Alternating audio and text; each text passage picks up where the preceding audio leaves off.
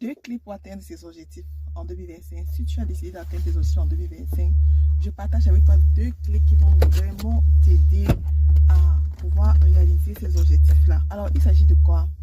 La première, on est fatigué un peu des soins qu'on fait au début de l'année et après on se rend compte que ça n'a pas, ça n'a pas changé. Quand on dit nouvelle année, tu seras ci, tu seras ça. Mais moi je dis toujours que ça dépend de comment est-ce que tu entres dans l'année là. Tu vois, quand tu sors même, tu te rends compte que rien n'a changé dehors. Tes voisins restent tes voisins. Autour de toi, c'est la même chose. Tout ce qui change, c'est quoi? C'est la date, ce sont les chiffres. Lorsqu'on écrivait la date, on écrit 2024, on écrit 2025. Donc, ça change au niveau de la date. Mais tout reste intact. Le prix de l'essence est toujours comme ça. Le prix des trucs au supermarché, qu'est-ce qui a changé? Donc, tout ça là, c'est une histoire de ce que les hommes... Voilà, c'est pas que... Il faut comprendre que c'est pas parce que c'est une nouvelle année que les choses seront différentes. Les choses seront différentes maintenant par rapport aux décisions que tu vas prendre les premiers jours, les premiers instants, le premier mois. Nous sommes encore en janvier.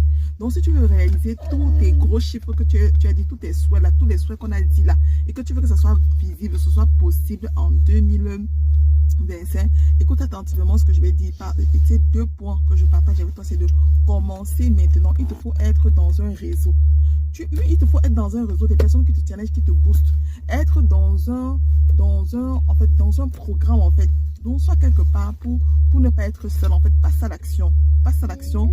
Vas-y, fais quelque chose, en fait. Fais quelque chose, motive-toi, fais quelque chose, en fait. Tu vois un peu. Parce que si tu ne fais pas quelque chose, il n'y aura pas de différence sur les années.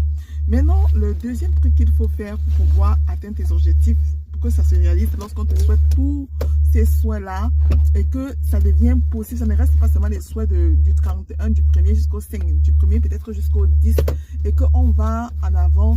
C'est-à-dire quoi? Il s'agit encore peut-être de prendre un programme. C'est pas pour rien qu'on a la Business School Destiny. Rejoins l'Académie Business School Destiny. On a développé un programme qui est comment développer son potentiel divin et accéder à la liberté financière. On est fatigué un peu de année de ci, année de ça. L'année de ci devient réaliste si seulement tu es passé à l'action. Et en toi, il y a des capacités qu'on veut développer et te permettre que ce soit réellement une année de ci, que tu puisses jouir de cette capacité-là, que tu puisses vraiment être content de ce que